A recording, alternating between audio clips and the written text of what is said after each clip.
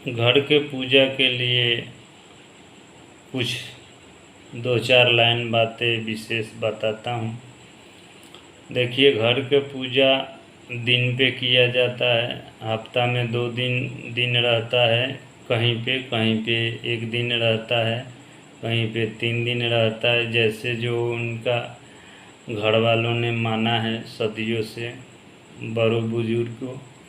तो देखिए, घर के पूजा में विशेष ये ध्यान होना चाहिए जो कि जे देवता को कभी भी भंडार को नहीं पूजना चाहिए। कैसे भी घर हो, मतलब भंडार को नहीं पूजा जाता है। तो उनको पूजने के खातिर जैसे कि जे दिन को मंगल को आप करिए चाहे सोमवार को करिए, तो लोटिया में पानी लाइए। तो लोटिया में कितना आदमी है जो पूरे हाथ डुबा के छींटा लगाता है, ये गलत है, आप मन में सोचिएगा। और दूसरे नंबर, हाथ में ढार के छींटा लगाता है, तो ये जहाँ तक ले हमारे मन और दिमाग से के ऊपर है जो कैसे हम करें। और ज़्यादा बेहतर रहता है चम्मच से छींटा लगा देने का, चाहे आम का पल्लों से लगा देने के लिए, तो ये भी ठीक है। तो दीपक एक जलाइए सरसों का तेल का, चाहे आपका पूर्वज जो जलाए हैं वो जलाइए, और जैसे वो करे हैं वैसे करिए। जो भी देव हैं वो उस देव के बारे में मालूम है तो ठीक है, नहीं मालूम है तो आप पूजा करके उनसे पूछिए, कभी ना कभी बताएंगे। जो अपने जानों में कोई गुजरा होगा, जो भी होंगे, भाई हो चाहे बहन हो, तो उनका भी नाम धरना ज़रूरी है। अपना जन अपने को ही भेष में आते हैं, पूजा करिएगा तो आपके पास ही आएंगे, निंद्रा में आएंगे, चाहे जैसे भी आएंगे।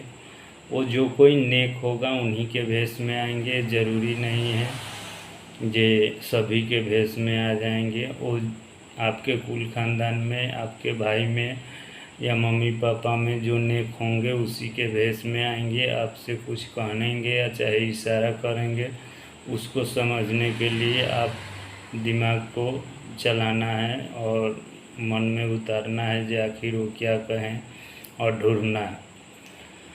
और दूसरे में एक बात और ध्यान रखना है जो हमारे शरीर को जब झटका लगता है तो क्यों लगता है, किस कारण लगता है, तो पूछिएगा तो वो सहानुभूति देते हैं, कोई संकेत बताते हैं, तो उस संकेत को समझना है। अच्छा, कहीं निंद्रा में एकदम से कहीं जगह जाते हैं तो आप भक्त आदमी हैं तो उसको आपको समझना है, सभी में सैर नहीं करना, अपने परिवारों में समझना है। और ज़्यादा कष्ट है, ज़्यादा परेशानी है तो आप सहारा ले सकते हैं किसी गांव के स्थान से और दूर के धाम के स्थान से। उससे भी ज़्यादा हो तो भाव वाले स्थान से और धाम से सहारा ले सकते हैं।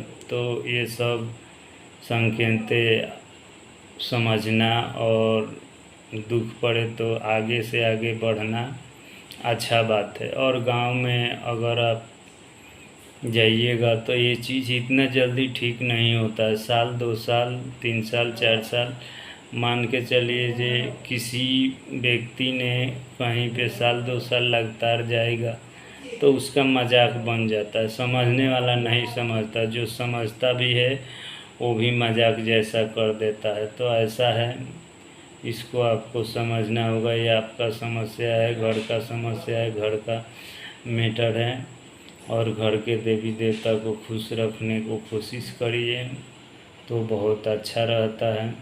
तो घर के पूजा में जो विशेष होता है वो खास करके सावन में ही होता है। इसको ठीक तरह से समझिए और अपने परिवारजनों में बताइए। यही है घर के पूजा का रीति। और कुछ हम भटक रहे हैं तो पंडित जी से भी कुछ ज्ञान ले सकते हैं, साधु महात्मा से भी ले सकते हैं, ऐसा कोई बात नहीं है जो कोई नहीं बताएगा। और जो आते रहता होगा गांव में, उस मामले में जानकारी होगा, उन्हीं से पूछिए। जिनको नहीं जानकारी होगा वो नहीं देंगे आपको, फिर भटक जाइएगा, वो भटकने जैसी बात कर देंगे तो भटक जाइएगा। तो यही है विशेष। आपका मनवा कैसे कहता है कि हाँ हमारे घर का देवी देवता ठीक रहे, कैसे पूजा करे, वो भी मनवा को परखना ज़रूरी है। अपने जो भी समाज का पूजा पाठ या घर का पूजा पाठ जैसे पूर्वजों ने किया है, तो और सारे आदमी को मालूम रहता है, उससे आपका मिलता जुलता होना चाहिए मनवा। ना कि ये बुजुर्ग ने पूजा किसी और तरह से, आपका मनवा किसी और के तरह चल रहा है, तो उसमें कोई देवी देवता का इधर उधर होने के कारण ऐसा होता है। तो सभी को जय माता जी बोलता हूँ। इतना जो घर के पूजा के बारे में बताया, विशेष बातें बताने के लिए और भी मैं वीडियो बता दूँगा।